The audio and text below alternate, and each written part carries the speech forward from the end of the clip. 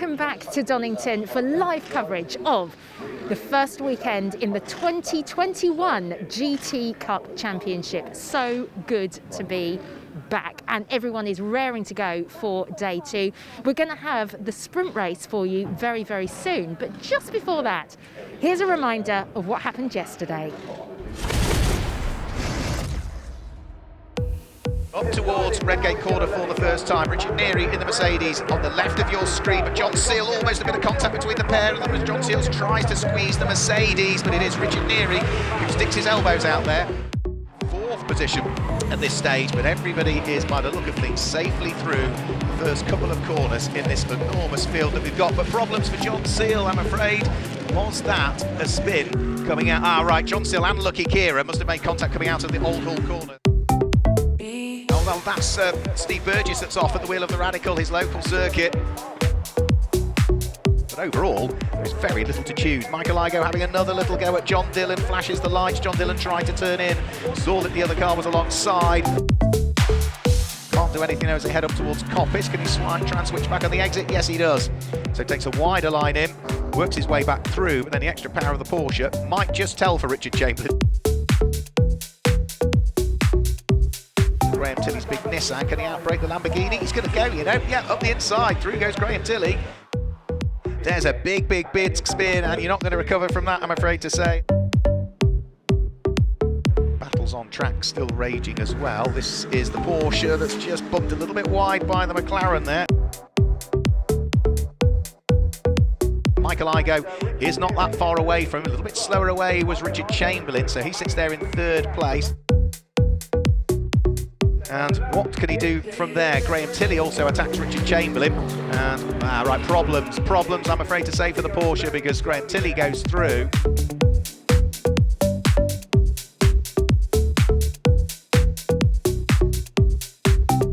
And that, I'm afraid to say, is, well, there a loose wheel has fallen off. And that looked like the number 96 Lamborghini. Flicks right, flicks left, he still might have Andy Roby's Marcus Mantis to deal with on the sprint to the line, but Richard Neary has done enough to claim top honours in the first round of the 2021 GT Cup Championship here.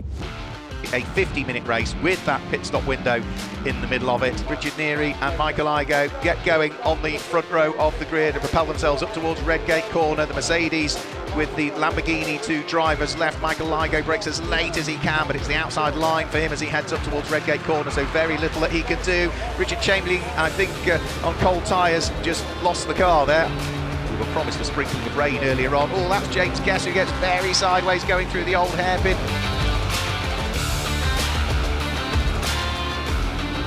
Bailey has the overlap here, has the inside on Richard Marsh. Through goes the Ferrari. So down the straight now come the Porsche in a straight line. It's got two wheels on the grass. James Hillary is not lifting off at all, keeping it planted, gets past Stephen Walton, gets up the inside of Carl Cavers as well. Craig Wilkins and the number 67 car in the hands of for this race. Now that's going to be a change, isn't it? Because that's Josh Jackson now that's ahead of Craig Wilkins. So there's been a change for the leader group GTA. And also car number 96, which is the car that retired earlier on when it lost the wheel, which is going to be Chris Kemp. Off and into the gravel, I'm afraid. That's Charlotte Gilbert that's gone off.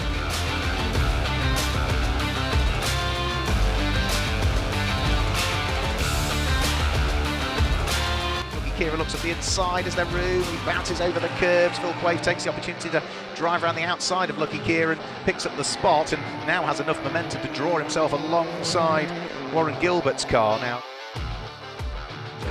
side by side down through the Craner curves. Darren Turner has managed to pick the pocket of Marcus Clutton's number 66 Mercedes, and for the pairing of Michael Igoe and Phil Keane, it looks as though they are going to draw first blood in terms of wins in the 2021 GT Cup Championship pit stop races. Over the start finish line comes Phil Keane.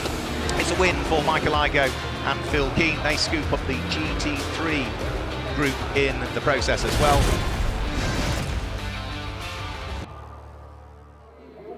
What a seriously impressive grid. 37 cars this weekend.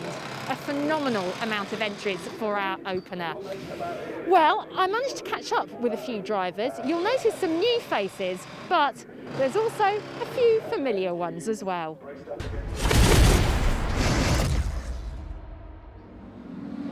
I'm joined now by 2020's class and overall championship winner, Simon Orange. Hello. Hi, how are you, Michelle? I'm doing good. It's nice to see you again this season for hopefully a full season. Yes, definitely a full season. In fact, we've got 2 entries. Well, Josh and I have got 2 entries in the GTA and the GTH class. And obviously Patrick and Russ are in the GTA class as well. So, yeah, we're jumping from one day from a McLaren, the next day into the Ginetta. So it should be interesting. Yeah, brilliant. Now, one thing that is actually very different this year is before you were with Team Hard. Now it's all about Team Orange. Hello. Orange Racing, yeah, we've decided to, we've enjoyed it, so we've decided to set our own team up. So we've bought a great new trailer and all the new kit. So yeah, we're looking forward to it. Yeah, and it's actually a bit of a collaboration, isn't it, with JMH? Yeah, JMH are doing some overall management for us because they've got a lot of experience, especially in the McLaren. So yeah, they're giving us a helping hand rather than leaving us on our own first season. Fantastic. So obviously you've already had a couple of outings yesterday. You had a pretty good run, didn't you? Yeah, bad first race actually. I got a bit left at the start, so only managed the third, but rectified it in the endurance race and got a comfortable win. And I think Josh got a first and a second as well in the GTA. So we're doing all right so far. So how are you feeling about today's 2 races? Yeah, I'm in the Ginetta today, so it'll be a little bit hairier than the McLaren, but yeah, looking forward to it. Beautiful day. Fox Motorsport are back, but with 2 new drivers this season. We'll be chatting to you 2 in just a few moments. But they decided to go out and do a little bit of pre-season testing at Brands Hatch recently. Here's how they got on. So we're here at Brands Hatch today with Fox Motorsport and the drivers Ian Dugan and James Townsend making their debut in GT Cup for 2021. Obviously we've rebuilt the car at Fox Motorsport over the winter to give them the best chance, and it's our first day out here just to give it a bit of a shakedown and put some winter mileage on the drivers before the season starts. The car's had a full extensive rebuild over the winter from the guys at Fox Motorsport, and today is just to give it a first run, make sure everything's just as it should be. You know, we want to make sure we give the guys the perfect car, the perfect setup. Part of my job is to do a bench line for the car to make sure the car is safe and safe for those guys to go out first, but also to give them a reference lap time for the current track conditions so they can learn from that, rather than trying to chase a time that may not be achievable in the current track conditions. How did you feel? Yeah, a little first lap nervous on a new tyre, but now it's fine. Yeah, Jamie, box. Our 2 drivers for this year are James Townsend and Ian Dugan. Ian Dugan steps up to GT Cup, having won the Ginetta GT5 AM Championship with us last year, while James Townsend moves over from Carrera Cup with us last year to join Ian in the car for GT Cup. This season will be my first time doing 2 driver racing. Today we're looking at testing obviously the car, getting used to the car, and looking at coming into the pits and making sure our timing is correct, making sure we're getting in and out the car correctly. Yeah, it's a big learning curve for us. It's very greasy out there, so it's obviously difficult to make the car stick around the bends. We're trying to set the car up in a way that we both enjoy driving it, so we can have a bit of movement in the car. Bit of a new experience having come from Carrera Cup before and GT5s with Ginetta, but gradually get my head around it today, yeah. It's a very different experience to drive in the Porsche. I think the chassis in this is a lot stiffer. It feels a lot harder to drive in terms of just the movement of where the car's going, and obviously the engine sort of being to the front to mid rather than the rear is a very different dynamic to what I'm used to. Obviously it's a wet day, which doesn't help in your first time out in the car, but gradually getting my head around it and really enjoying the experience. So we can see everything the driver's doing from throttle and braking, and we're able to go through it in finite detail in the video post-session and compare my lap in real time against theirs. So when I'm at the apex, we can see how far they are from the apex or what speed differences there are at the apex. Used to working with Jamie and going through debriefing, seeing where we can make up time. Jamie generally does a couple of laps for us so we can chase his time to see where we can get to. So having his input day to day and just kind of looking at the video, also working through my technique by sitting in the car sometimes with me as well, helps me and has progressed me, leaps and bounds over the last 3 to 4 years. So it's been excellent. So a really good day for the guys here at Brands. Obviously they've done a lot of laps as they get to know their new car, puts them through their paces in the pit lane, and we move on to testing at Donington Park next week and Snetterton. There's been something thrown at us all day, but really enjoyed it so far and looking forward to the rest of the season. Looking forward to enjoyable races and trying to get some trophies. Well, I'm pleased to say that Ian and James join me now. Guys, welcome to GT Cup. Hello, thank you very much. So we saw you doing the pre-season testing. How has the first weekend been for you so far? So far so good, I think. Ian got a third place in the sprint race yesterday, and then we were fourth in the pit stop race. So good start, I think, really where we wanted to be. This morning with qualifying it's been a bit tougher, but see how we go from here. Yeah, it's been a big learning curve, but we're really enjoying it, and hopefully we can only improve from here. So yeah. Now, you're new obviously to the GT Cup, but you're not new as far as driving goes. So just give us a quick rundown again of where you've been until now. Sure. So did a lot of Ginetta racing prior to this with GT5 and GRDC before that, and then last season I was doing Porsche Carrera Cup, but fancy doing some endurance stuff and joined Ian this year. Yeah, I'm similar to James, where I've been doing, started off in GRDC in Ginetta and G40 Cup, and then was in GT5 last year in the AM, managed to win that. So yeah, trying this out and see how we go. So Yeah, because I suppose the big difference here is the fact that it's multi-class endurance, isn't it? So that's a massive difference. Yeah. It's, yesterday was a bit of a very different, to put it that way. So yeah, with a lot of quicker cars, which we're not used to, being on track with different speed cars. So yeah, we're learning. So we'll get there in the end. yeah, absolutely. Well, listen, have a great second day of racing here at Donington. Thank you. Well, great to catch up with some of the drivers there with Michelle Livingsdown in the pit lane, but it's Mark Werrell that's chatting to you now up in the commentary box on what is an overcast day here at Donington Park. We are on the national circuit. There is the possibility of rain over the course of this afternoon. Now, that was the same forecast as yesterday. It was bitterly cold, so trying to get temperature into tyres and brakes will be critical when the cars head on their final formation lap. But again, the rain just stayed off yesterday. We've had a few little, well, I say rain, almost sleety showers over the course of this morning, but the track and the tarmac has largely stayed dry, and hopefully the grey skies above will disappear and the sun might just peek its way through, because this is the third race now of the season for the GT Cup Championship. We had a sprint race and a pit stop race yesterday. We have exactly the same today. The sprint race, as we've heard, coming up very, very shortly. And then later on this afternoon, once more, we'll be back live with our pit stop race. Intriguingly, yesterday, we have 6 different groups. We don't call them classes, we call them groups in the GT Cup Championship. I'll guide you through the way that the group works in a while. So 6 different groups, 2 races. We had 12 different group winners. So out of a possible 12, we had 12 different group winners. No one single car or driver pairing secured victory in both sprint and endurance races. It goes to show that the way the technical regulations are written and the balance of performance so as to equalise the performance of all of the cars in their respective groups certainly works. Pit lane's looking rather busy. The support race that has just been out prior to our GT Cup Championship race has just had the checkered flag fall, so that's why there's a range of cars working their way down the pit lane here at Donington Park, and then once the circuit has been cleared of the race prior, we'll get things underway for what is highly likely to be an entertaining race. A record number of 38 cars were entered for this weekend, which is the most we've ever had at a Donington Park race meeting. It's not the overall record, but the most we've ever had at Donington Park, and certainly some star cars as well. That car there took an overall race win yesterday. The Irishman Michael Igoe sharing the car with British GT star Phil Keane. Those two are partnered for this weekend in GT Cup. We'll see them out at Brands Hatch on the 1st of May there as well, as they are doing a part season with us. They're not at the moment committed to doing every round, but chatting to Michael Igoe yesterday, certainly doing Donington Park because he's here. He's certainly doing the next round at Brands Hatch, and he's probably likely to do his home circuit as well, which is Alton Park up in Cheshire.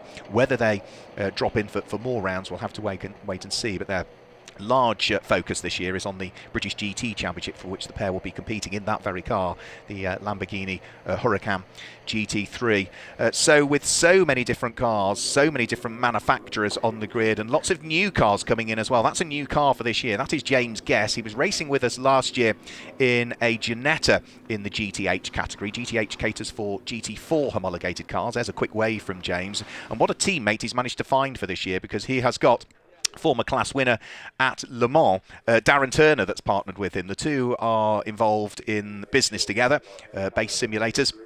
And James has managed to have a conversation with Darren, who has been a works Aston Martin driver for so many years. And the two of them are teamed up and committed for the season as well. The car at the very front of your screen as well is McLaren. So that's the father and son pairing. We've got a couple of father and son pairings on the grid, but that is father Stuart Proctor partnered up with son Lewis Proctor at the wheel of a McLaren GT3. Hopefully we might be able to hear more about that throughout the course of this afternoon. And that's another new car as well. It's not a new driver, but that is Lucky Kira. We saw him competing last year in a Group GTC Ferrari, so a Ferrari that ran to European Challenge specifications. So that's Group GTC caters for sort of late model challenge and cup cars. So the likes of Ferraris and Lamborghini Super Trofeo cars all sit in Group GTC but are balanced up. He's moved through to a GT3 Lamborghini for this year. So Lucky Kira switching from a Ferrari. I think we saw him in a Porsche at one round as well, but moving over to a Lamborghini, of which there are several this year. Many new cars, many new drivers, plenty of new faces, and some new teams coming in as well. Great to see some new teams joining us, with the likes of Orange Racing, as we heard from Simon Orange. But that's not the only new team that we've got in. We've got Greystone GT, who are bringing 3 cars to this particular weekend with total novice drivers, the likes of Richard Mason and Ian Campbell. And in their third car, they have Mark Hopton, all partnered up with very experienced pros. In the case of Richard Mason, he's with John Lancaster, a former European Le Mans Series champion. In the case of Ian Campbell, he's partnered with another former European Le Mans Series champion, Ollie Webb. And in the case of Mark Hopton, he's partnered with a former Formula One BAR test driver and A1GP champion, Adam Carroll. So there's some real strength in depth, and nice to see that we've got a mixture of amateur drivers and professional drivers, and for this year a new categorisation which is pro sporting drivers. And again, over the course of not so much this race but over the course of later on, I'll guide you through the way that works.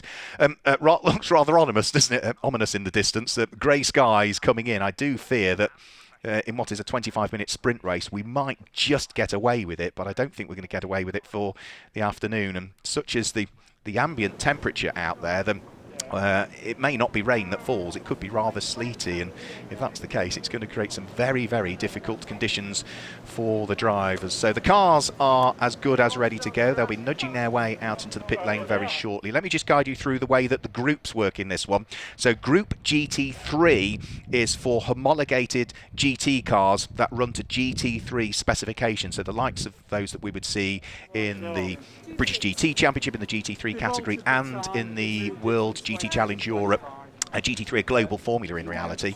Group GTO is for open specification cars, so low volume manufacturers, cars that might run to GT2 and GTE specifications, and also modified challenge cars, so the likes of the Radical RXC is in that for this weekend. Ben Dimmock and Steve Burgess, who share that car, we'll talk more about them as they head onto the grid, and Richard Chamberlain at the wheel of his Porsche 935, who's been a regular in the GT Cup for many a year indeed. Group GTC is for later model challenge and cup cars, balanced by performance. So if it were a Ferrari 488 European Challenge spec car or a Lamborghini Super Trofeo car, they would sit in Group GTC, but because they come from different one-make championships, they would have their performance balanced by a mixture of either power output or changing the weight and having to put ballast in the cars to equalise their performances. Group GTB, again, is for challenge cars, but that's for sort of earlier specification cars that would sit in that. So if we saw the likes of Ferrari 458s and certainly 430s and some of the earlier Porsches, they would sit in Group GTB. Group GTH, I mentioned, is a new categorisation that came in a couple of seasons ago. It's been hugely popular. It's the biggest class here this weekend. That is for GT4 homologated cars. So again, the likes of those that you would see in the British GT Championship and the European GT4 Championship. And then Group GTA is for lower specification challenge cars and one-make cars. So largely for this weekend, that is made up by Ginetta G55 Super Cup cars, so in other words cars that run to the Ginetta Super Cup specification, i.e. if you ever watch the British Touring Car Championship, they are a support race to that. So that sort of gives you an indication as to the various groups. As for the categorisations of the drivers, well, they are categorised 3 different ways as the cars head out onto the outlap in reality to line themselves up on the grid, and then we can maybe get Michelle to catch up with a few drivers down there. But the driver categorisations, we've got pro drivers. Well, if you are a pro driver, you are not eligible to take part in any qualifying over the weekend, and you are not eligible to take part in the sprint races. Now, this is a sprint race that's coming up, so pro drivers are not allowed in this one. A new categorisation for this year is pro sporting drivers. Now, if you are identified as a pro sporting driver, that means that you are not necessarily a professional driver, but you do spend a chunk of time coaching and have a lot of experience. That's deemed as a categorisation that you drop into by the organisers. There are fewer pro sporting drivers on the grid. Those pro sporting drivers can only take part in one of the 2 sprint races over the course of the weekend and one of the 2 qualification sessions over the weekend. They also, come the endurance race later on, have to go second in the car, a bit like the pro drivers do. So those are pro sporting drivers. So if they competed in this sprint race yesterday, they can't compete in it today. And if they didn't compete in it yesterday, they could if they wanted to today. It depends on what the teams and the drivers decide. And those drivers that are categorised as neither pro nor pro sporting, I'm not going to call them amateur drivers, but maybe in other categories they're categorised as that. They can choose whichever races they want to drop into, so it's up to the teams to decide where cars are shared as to which driver does which races and who is going to share the driving duties over the course of the weekend. So that gives you a really good rundown of the way the regulations are written at a very high level. We'll guide you through come the pit stop race later on as to how the pit windows are eligible and open up in GT Cup Championship, because there's changes to the regulations for those this year. But as the cars stream their way out onto the circuit, it's wonderful to see such a fantastic array of cars and all these new cars coming in with the likes of Porsche and McLaren and Aston Martin, Ginetta, Lamborghini, Mercedes, Marcos, Ferrari. We even had a Lotus yesterday with us, which sadly is an absentee for today. Such a shame that Peter Jackson had problems in the free practice session yesterday where the car lost its brakes and they tried to fix it for qualifying but weren't able to. And as a result of the problems, they have withdrawn that car. So such a shame for Peter Jackson with the Lotus Elise that he didn't do many laps this weekend, but hopefully he will be back later on. So the car's just working their way around. That's the car that's going to line up on pole position. It is Sam Neary that's going to start that car. Now, Sam is classified as a sporting pro driver or pro sporting driver, which means that he did not compete in yesterday's sprint race. Dad did. And Richard Neary brought it home to the race win. So what can Sam do? He's a pretty young driver as well, is Sam Neary. He's only 18 years of age still. We saw him racing in British GT last year. We've seen him in GT Cup in the past as well.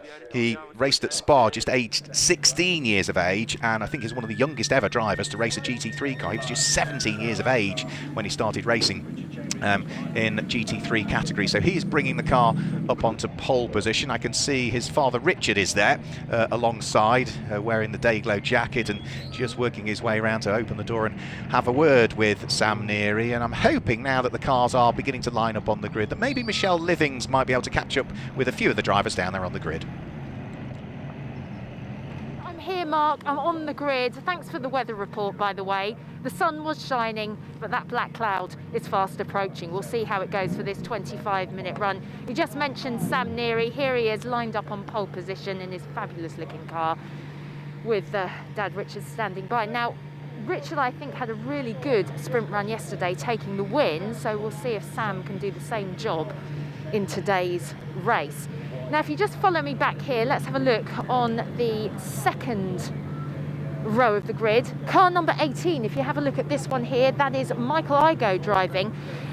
He has actually partnered up with pro driver Phil Keane.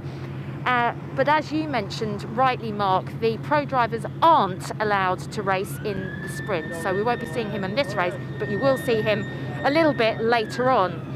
If we come back a little bit further, I'm going to see how far I can get before I'm thrown off. We have got car number, let me see where we're going here. Yeah, 36 here, the McLaren. If you have a look at this, these are the Proctors. This is another father and son, actually. We were talking about the Nearys earlier. We have got Stuart Proctor, who's going to be racing. Son Lewis will be joining him a bit later on. So it'll be Stuart racing in this. Now, what's interesting is both of them have been racing in GT Cup before, but interestingly, they were racing GT4s. This is the first time a GT3 has appeared in the championship, McLaren GT3 in the championship. I'm sure, Mark, you'll be able to explain a little bit more about that. But this is their car, and they're, as I say, on the third row of the grid. You can see the grid just goes on and on and on. I'm not even going to attempt to go further back. But I think what I will do is hand you back over to Mark, because Mark, you'll be able to give us a few more details about the grid in full, because there's a lot to get through before this race commences. Mark.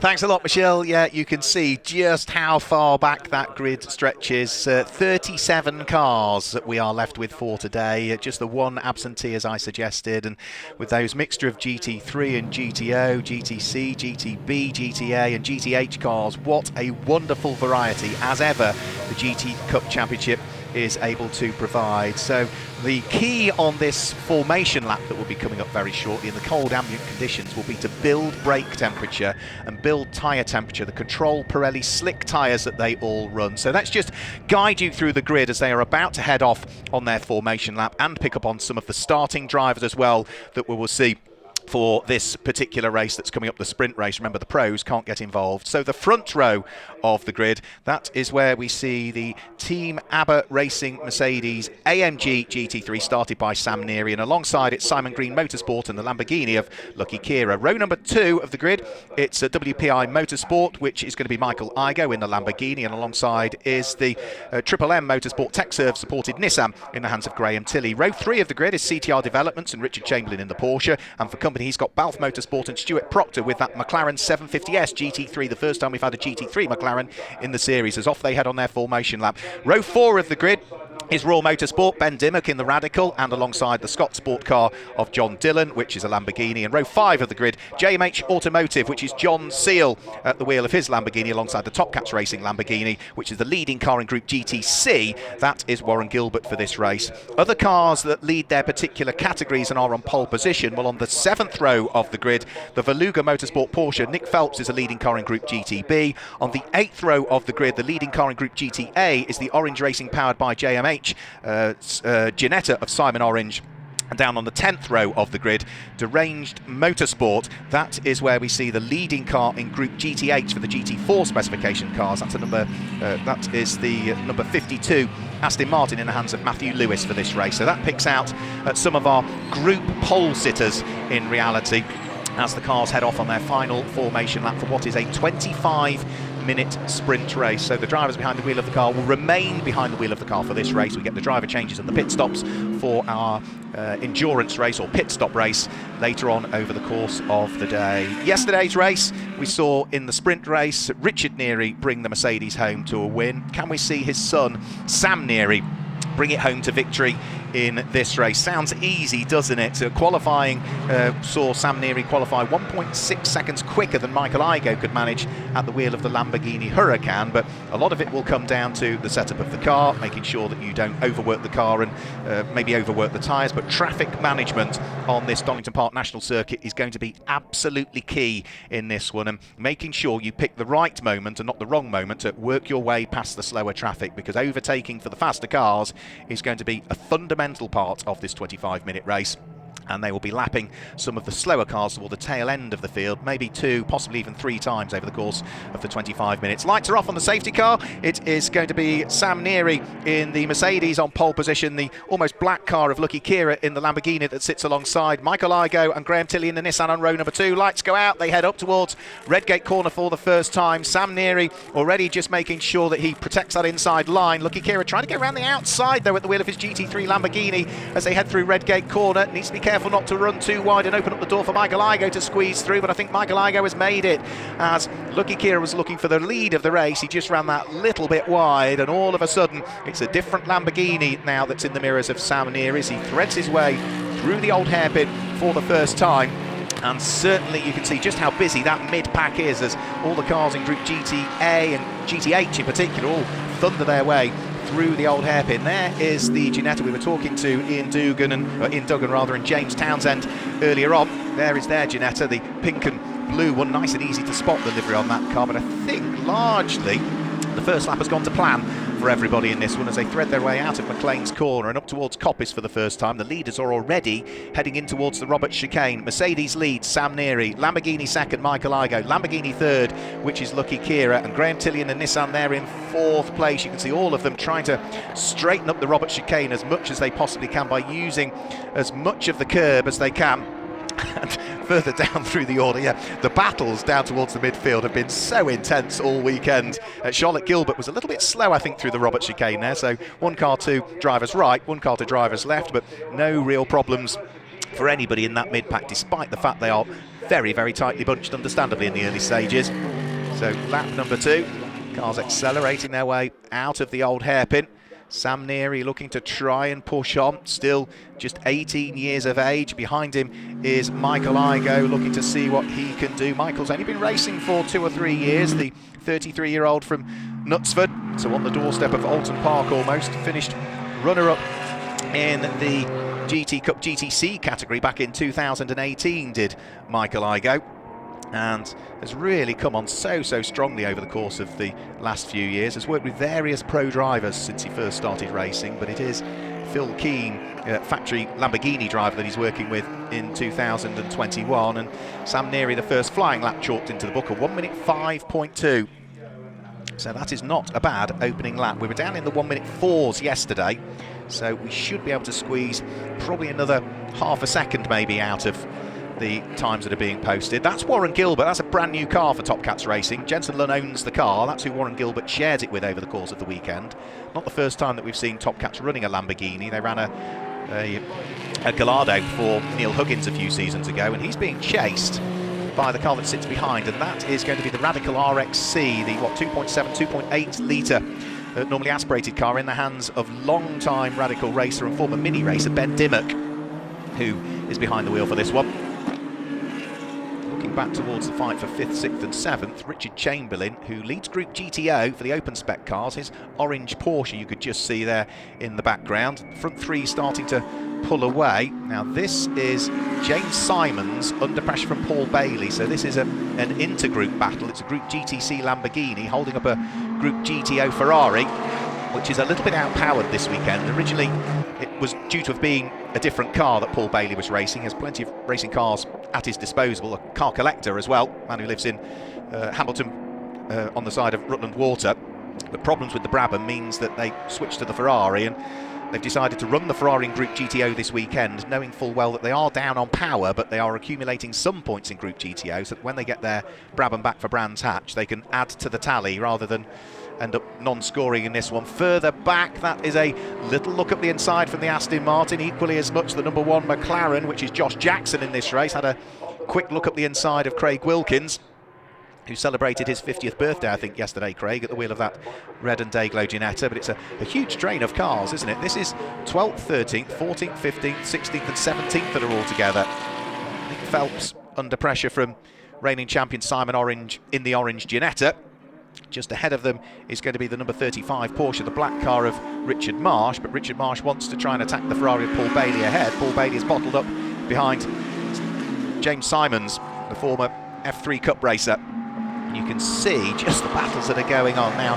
Has Simon Orange got the overlap there on Nick Phelps? Not sure he's going to make it through, because Group GTB Porsche should have a bit more grunt than the orange Ginetta as they head down the straight.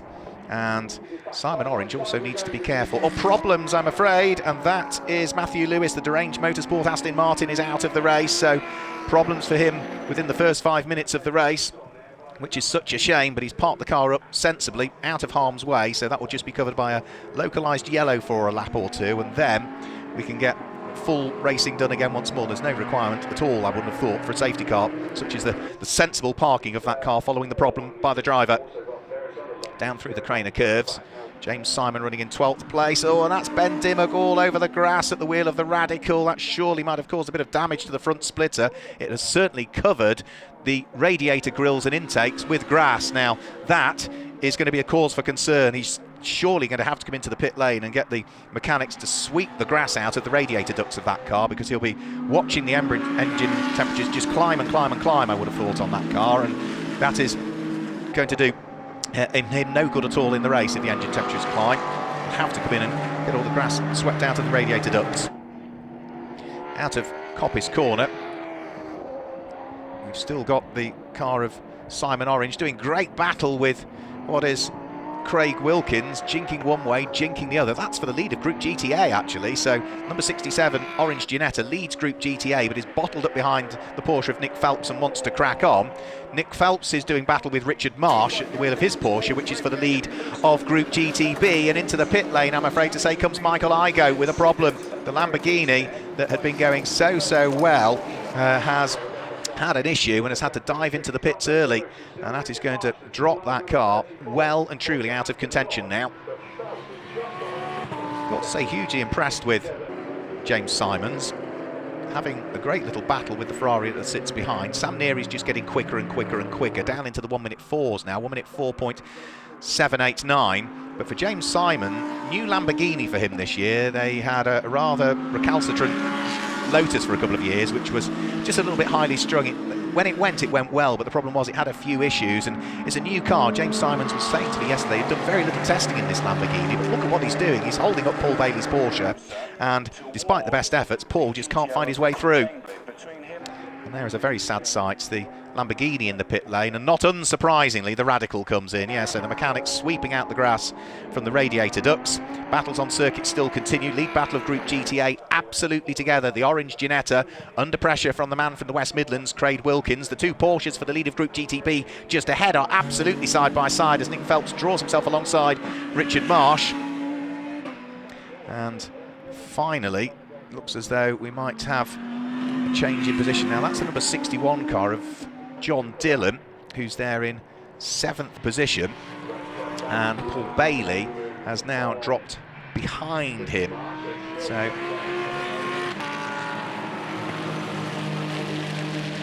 there goes the second of the two orange racing cars, the number 1 McLaren, the new car for them. Josh Jackson behind the wheel of that one. So up towards McLean's corner.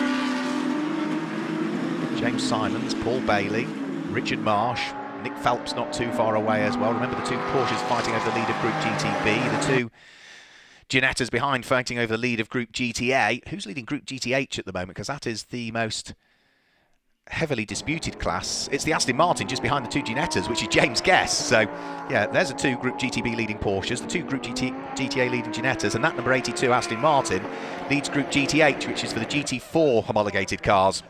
So, great class battles going on, or group battles going on, and other cars mixing themselves amongst them as well. Up towards the breaking out of Redgate corner, James Guest has now separated the two Ginettas for the lead of Group GTA. He's managed to get his car in amongst them.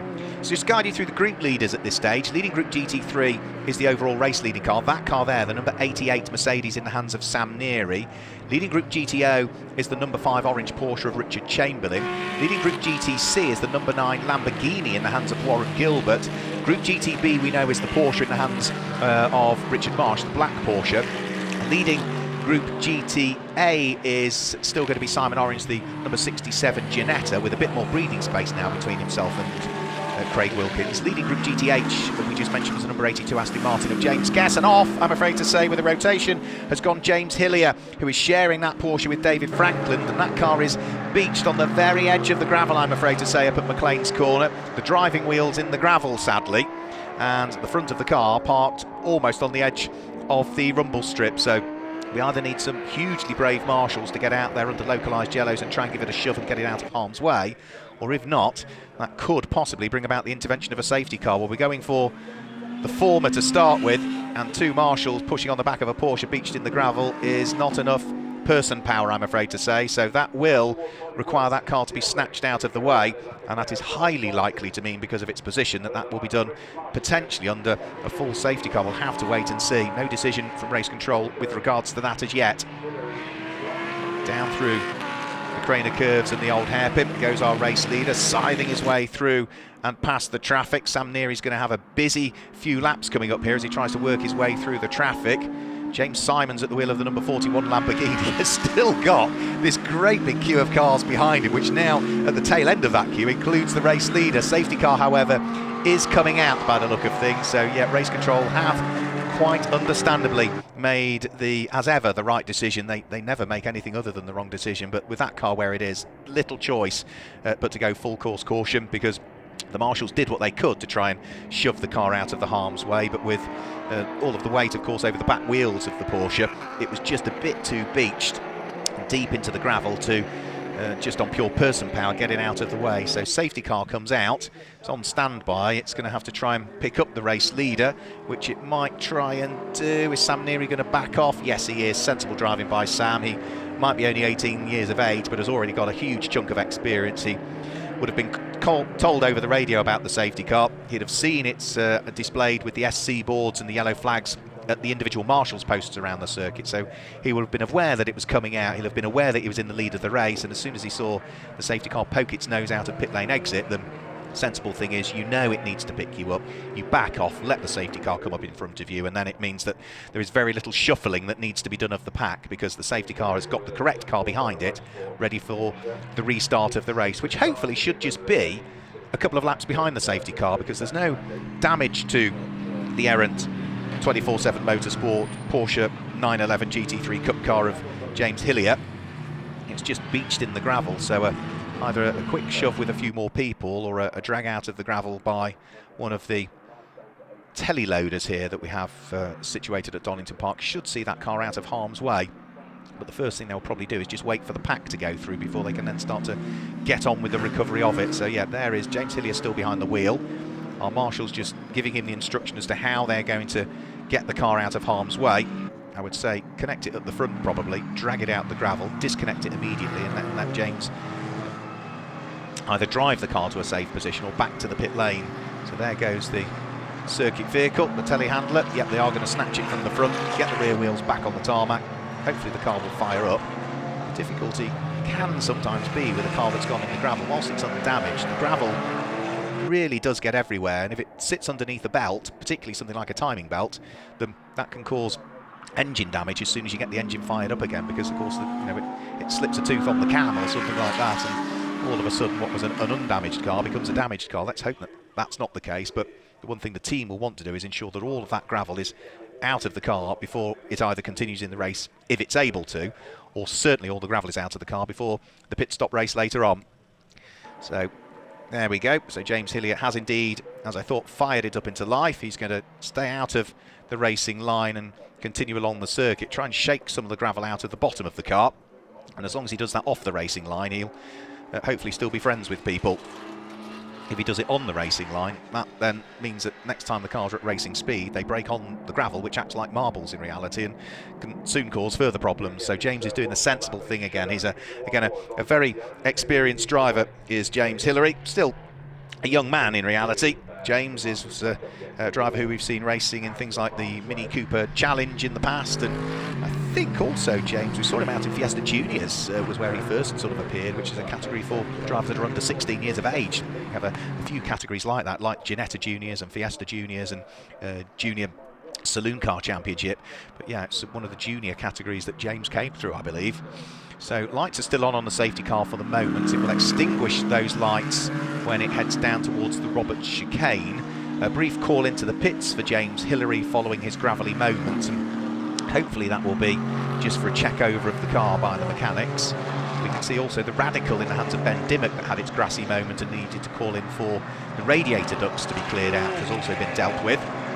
So I think we are pretty much good to go. In fact, we are good to go because the lights are now out on the safety car. Sam Neary doing the last bit of weaving from side to side. The good thing is he leads the race, and the car in second place is several cars behind, because it's some of the lapped cars that are in between himself and the second place car of Lucky Kira. So Sam Neary can really get his foot down and open up that advantage once more, because there's what, 1, 2, 3, 4, 5, 6, 7, 8 cars I think between Sam Neary and the car that's in second position, Lucky Kira.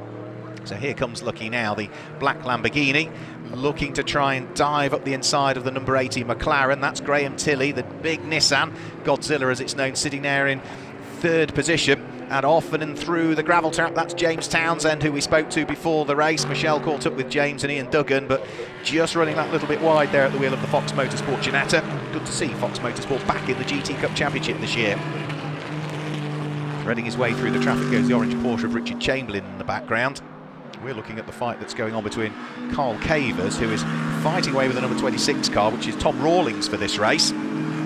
So 2 new drivers to the GT Cup Championship. Morgan Tilbrook's orange Mercedes not that far behind. and then the number 17 Ginetta that sits just off the tail end of that, which is going to be Patrick Collins at the wheel of the third Orange Racing powered by JMH car that we've got in the field. So this is a good little fight. This is for 20th, 21st, 22nd position, I think, at this stage. Graham Tilley's going to have a busy lap at the wheel of third place Nissan.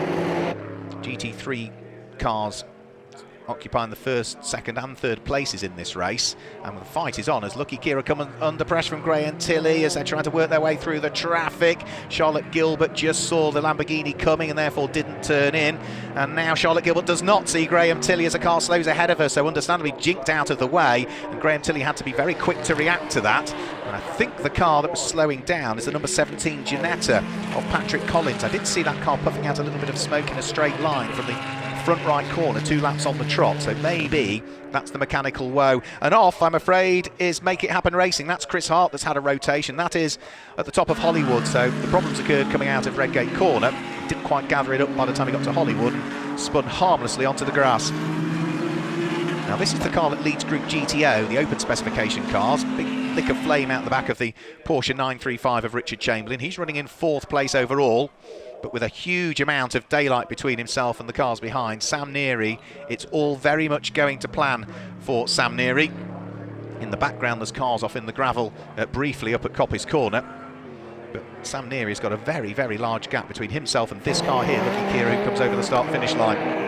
But no matter where you look, it is busy, and James Simons, who has held up Paul Bailey's Ferrari for the whole race so far, is still doing a cracking job. They work their way through the next little bit of traffic, which is the number 22 Richard Mason Greystone GT McLaren, and you can see over the start-finish line that you get past one back marker and all it means is there's more back markers to deal with. And we've still got the lead battle going on for Group GTB. The 2 Porsches pretty much inseparable, aren't they?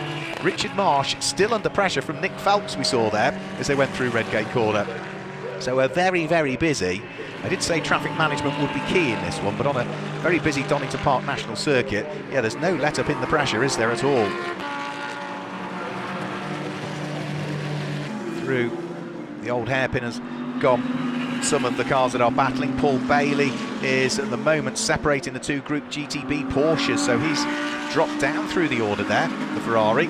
He's got Richard Marsh ahead of him, and that, I'm afraid to say, is one of the 2 Marcos Mantis cars. That's Charlotte Gilbert, who had problems yesterday in the pit stop race. She had an off and into the gravel, unfortunately, but it looks like it's a mechanical issue this time round for poor old Charlotte Gilbert, who is in for her 2nd full season of GT Cup. Great to see her staying with the Top Cats team. Of course, her husband Warren Gilbert also racing in this very race as well, and at the moment leading Group GTC Warren Gilbert, running in 7th place overall at the wheel of the number 9 Lamborghini. Side by side, Ian Campbell trying to sneak up the inside of Mike Price, former Porsche racer, and didn't quite make it through. So it's still just the Balfe Motorsport McLaren that is just ahead of one of the 3 Greystone GT McLarens that we've got. John Seal at the wheel of number 55 Lamborghini threading his way through the traffic. He sits 5th in the race overall, and at the moment that's another battle as well, because John Seal at the wheel of that Lamborghini was right behind the orange Porsche, and that's for the lead of Group GTO. So this is another battle for the lead of the group. I think nearly every group we have a battle in, other than perhaps the lead of Group GT3. So this is the lead of Group GTO. First is the Porsche, 2nd is the Lamborghini, and what great work is done by the technical team at Butte Motorsport who run the GT Cup, because to have 2 entirely different cars, a car that harks back to the 1970s under pressure from what is arguably a GT3 specification Lamborghini but has been chosen to run in Group GTO this weekend, and they've balanced the performance of those 2 entirely different cars so that they are pretty much equal around the lap. Lead battle for Group GTA has got itself together again once more.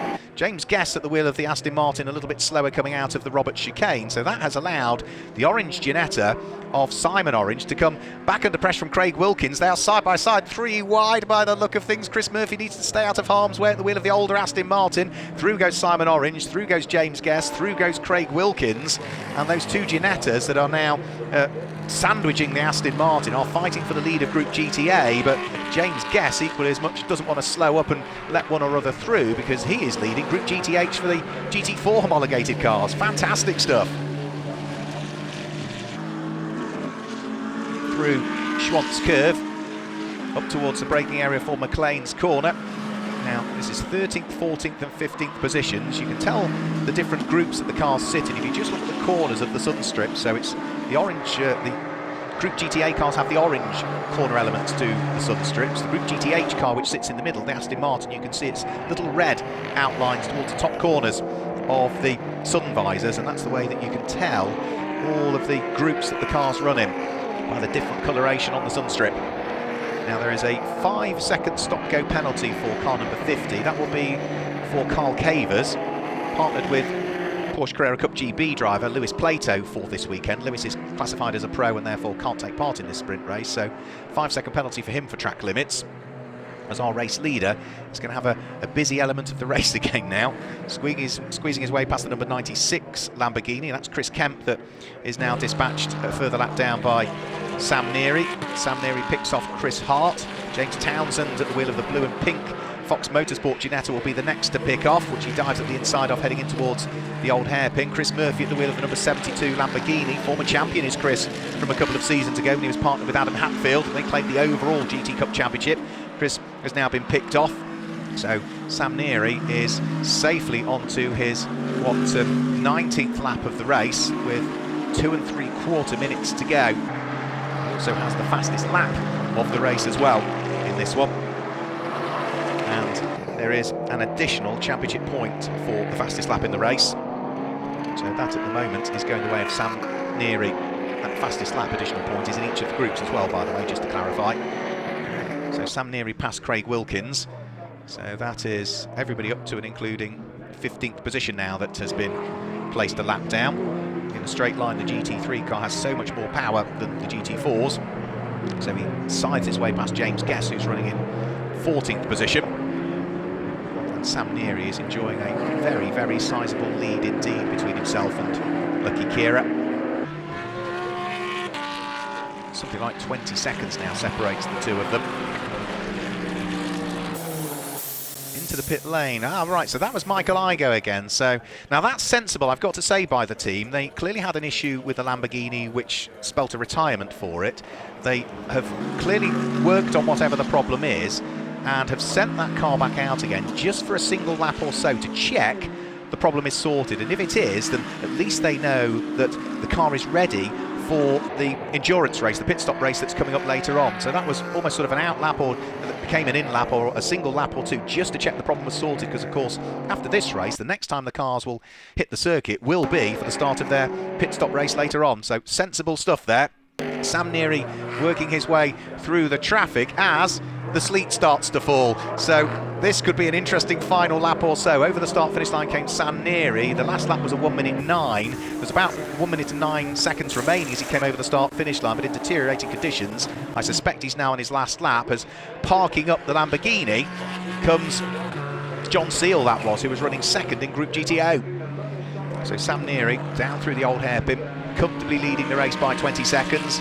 This car claimed victory in the hands of his father Richard Neary yesterday, and as Sam flicks his way past James Simons, it's in fact snow that's now starting to fall rather than sleet looking out of the commentary box window. Sun is still shining though. How bizarre is that, isn't it? Snow is falling, sunshine is out, as out of Coppice Corner for what I think will be the final time is Sam Neary, and off has gone James Townsend. Should be able to recover that because at least one of the driving wheels is on the grass, so should be able to continue. But for Sam Neary, one more car to deal with, should he wish, will be David Holloway's car on the exit of Robert Chicane, and he's going to head over the start-finish line with seconds to go. Does the checker flag come out? Yes, it does. Bang on 0 seconds left as he takes the checker flag. It is another win for the ABBA Racing Mercedes in the hands of Sam Neary. So a great run for them in that race, a pretty untroubled run really for Sam Neary in the end. It's going to be a long gap back before we see the second place car head over the start finish line. You can see in the background, yeah, a couple of cars just running wide. That was a number 22 Richard Mason driven McLaren, I think, that just ran wide coming out of Roberts. Where is Lucky Kira? There he goes. He's taken the checkered flag in second position. Third place, Graham Tilley at the wheel of the Nissan finishes in third place. Fourth place will be the Group GTO winner, which is the orange Porsche. Here it comes now. Richard Chamberlain finishes in fourth place to claim top honours in Group GTO. Fifth place should go the way of the number 61 Lamborghini. We didn't see huge amounts of it, which meant that it's probably a quiet race for John Dillon. Here he comes now over the start-finish line to finish in fifth position. And sixth place will go the way of the Group GTC winning car, which is Warren Gilbert for Top Cats Racing. Here it comes now with its lights ablaze, the silver and light green Lamborghini that completed the top six, and I think that is now pretty much everybody to take the checkered flag. Once Andy Roby and Carl Cavers come over, I think that is everybody through to take the checkered flag. So that is our first sprint race of the day, a busy first sprint race of the day. Congratulations to Sam Neary on the win, and congratulations to everybody in what were deteriorating conditions in the end. I think the tarmac has stayed dry, but I suppose it's more psychological, the fact that you're racing in the sunshine at the same time as the snow starts to fall, which is a very bizarre set of circumstances. We've had pretty much every season in a single day here. So Sam Neary heads down the pit lane. We might be able to just guide you through the results before, hopefully, we might be able to pick up with maybe a few words with at least one or two of our group winners, who hopefully will be down there with Michelle shortly. So cars heading in towards the pit lane, and they will, I think, just be pushed back into their garages, and then once the cars have been pushed back into the garages, of course the teams don't relax and rest now. They've got a further race to prepare the cars for, do all of that spanner check, change the tyres, check that everything is where it needs to be. It may well be that they opt to change a few setup tweaks on the cars if they're looking at the weather forecast to see what's going to happen later on. If there's a possibility of rain, they will no doubt soften up the suspension and the anti-roll bars, and maybe even the bump and the rebound and everything on the cars, just to get them in the sweet spot, ready for what could potentially be, looking at the weather forecast, a slightly wetter race later on. Fingers crossed not, but who knows with the bizarre weather we've had around Donington Park over the course of today, more so than yesterday. Yesterday was fairly consistent. It was cold and blustery all day, but it was overcast with sunny spells. Today, yeah, we haven't had rain, but we've had a little bit of hail, we've had sleet, we've had snow, we've certainly had sunshine, and all through all of that, regardless of what the sun and the clouds have been doing, it's been bitterly, bitterly cold. Just to give you an idea, if you're watching at home, it's about 4 degrees out there at the moment. That's all. That's the air temperature as things stand at the moment, and we are scheduled to have, well, for the rest of the afternoon, it's saying rain according to my watch until we get to 7 o'clock, and then it's showing snow from 7 o'clock until midnight here in the Nottinghamshire, Leicestershire, Derbyshire border. So cars just being pushed back into the pit lane. You can see how busy it is, can't you? It's a real logistical exercise to get all of the cars in pit lane at the same time, and that's why come the pit stop race later on, we will have staggered pit windows for different groups of cars. It's not a single pit window where they all come in because of the numbers of cars. The regulations this year allow 2 separate pit stop windows depending on what group your car is in. That dictates as to when the pit stop window is in the pit stop race, but that's all to worry about, and we'll tell you all about that a little bit later on. So cars almost clear. Results will be on their way, ladies and gentlemen. I'm sure we will get there. Maybe just a small technical issue that is just preventing the results coming up, but rest assured the team will be working on that to make sure that we can bring you some results. So let's guide you then through the results. I think we're there and ready to go for the results for the sprint race, and the win goes the way of Team ABBA and Sam Neary at the wheel of the Mercedes. Second was Lucky Kira for Simon Green Motorsport in a Lamborghini. In third place was the Nissan in the hands of Graham Tilley. Fourth place was CTR Developments, that's Richard Chamberlain, the Porsche. He was the Group GTO winner. And fifth place it was the Scott Sport Lamborghini, with Top Cats Racing coming home in sixth place, the winners of Group GTC. Stanbridge Motorsport was seventh. Team Hard Racing finished in eighth position. That's going to be the Group GTB winner, which is Richard Marsh, and it was SB Engineering and Valuga Motorsports that completed the top 10. Outside of the top 10, in 11th place, that is the winner of Group GTA, which is going to be Simon Orange at the wheel of the orange-powered Ginetta, just ahead of Scott Sport, Craig Wilkins, who finished in 12th place, and the Group GTH winner, which is Feathers Motorsport, and James Guest finished in 13th place. Another one of the orange racing-powered cars finished in 14th place. That will be Josh Jackson. 15th place was Make It Happen Racing, which I think probably means that they finished third in their group, as it was in the end. Raw Motorsport was 16th after their visit to the pit stops, ahead of Stanbridge Motorsport, Paddock Motorsport, Enduro Motorsport and Gemini Motorsport, who finished in 20th position. That would have been Andy Roby. 21st place has gone the way of the Porsche that finished in 21st place. That would be Carl Cavers that finished in 21st position at the wheel of his Porsche. 22nd place would have been Stuart and Lewis Proctor, who called into the pit lane a lap early, maybe as the conditions deteriorated. That's why the Balf Motorsport car is down there in 23rd position. And then from there on onwards, other cars that sort of had a few issues. JMH Automotive, another car that called into the pit lane early. John Seal ahead of Century Motorsport. Signature RV, the former champions, 25th quickest. Balf Motorsport, 26th. The Greystone cars, 27th, 29th and 30th, sandwiched by Chris Murphy and the Whitebridge Motorsport in the middle, who finished in 28th position. Outside of the top 30, we are now getting into cars that had issues over the course of the race, in particular for the likes of the car that finished in 34th position, Orange Racing, powered by JMH. We saw the problems for the WPI Lamborghini, and also the problems that befell both the 24/7 Porsche and the deranged Motorsport Aston Martin, which retired very early on. So all of those cars having problems, hopefully all fixable, ready for later on this afternoon and the pit stop race. So that is it for the sprint race. Hopefully, though, Michelle might be able to catch up with one or two drivers down there in the pit lane. So I can see Michelle Livings is outside of some of the garages, and hopefully, Michelle, you found somebody to chat to. Do you know what, Mark? No, I haven't, because everyone seems to have disappeared. Oh, it dear. takes such a long time to go through all the winners with such a massive grid. Of course, by the time you get down here, everyone's sort of disappeared, especially because the snow started to come down, of course, as the cars came into the pit lane. What weird weather indeed. So yeah, it's all looking a little bit quiet, I've got to be honest. And the other thing that I have to say is I was going to go down and have a chat to Sam Neary. Of course, he had a great win with that race, matching his dad yesterday. But the problem we do have, a slight technical one, is if I go too far down the pit lane, I lose all connection. So I wouldn't be able to chat to you anyway. So I'm kind of a little bit stuck with being able to go too far. But it was a fantastic race, and of course we're going to have a lot more for you, because we do have that endurance, that pit stop race coming up quite a bit later. In actual fact, we're due to go out at 5:30. We'll probably start our live coverage earlier than that, so make sure you keep abreast of everything. Easiest thing to do is to go onto the social media, Instagram. All the information's on the stories mainly, so check the stories out. And then we'll be back on Facebook. You can watch us on YouTube as well. And that will be the longer 50-minute pit stop race. That's when the pro drivers will come out as well. All being well with the weather, of course, because anything could happen. As Mark, you said, we're having all seasons in one day. I don't think we've had thunder and lightning just yet, but the wind's now picking up. I can hear it. And the snow's gone, but there's lots of clouds still around, and it is certainly, in terms of temperature, getting very, very chilly all of a sudden. So, Mark, I'm going to hand over to you, but I will see everyone back here, as I say, just before 5:30. Thanks, Michelle. Yes, a shame we didn't get to chat to the drivers. Maybe next time for the pit stop race, we'll, in the results, just pick out the group winners, maybe the top 10, and then just the group winners, and it will give Michelle a little more time to chat to some of the winners. But as Michelle suggested, that's it for the moment. The pit stop race is scheduled to get underway at 5:30, so the stream may well start about 5:20. And as for those social medias, yeah, just type in GT Cup onto Facebook or YouTube, and all of the social medias you will find from there. So from the whole Butte Motorsport and GT Cup Championship team here at Donington Park, thanks for joining us for the sprint race, but don't go anywhere. We'll be back later on today with the pit stop race. Goodbye.